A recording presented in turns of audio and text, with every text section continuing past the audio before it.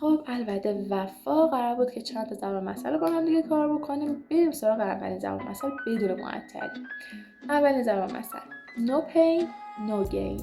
no pain no gain. نابرد رنج گنج میسر نمی شود. دومیش easy come easy go. easy come easy come easy go. معنیش چی میشه؟ معنیش میشه باد آورده رو باد میبره. easy come چیزی که راحت به دست میاد. easy go راحتی هم از دست میره. سومیش time is money. time is money. وقت طلاست. چهارمی better late than never. better late than never. دیر رسیدن بهتر از هرگز نرسیدنه. پنجمیش no news is good news. no news is good news. بیخبری خوشخبریه. ششمی there is no place like home. there is no place like home.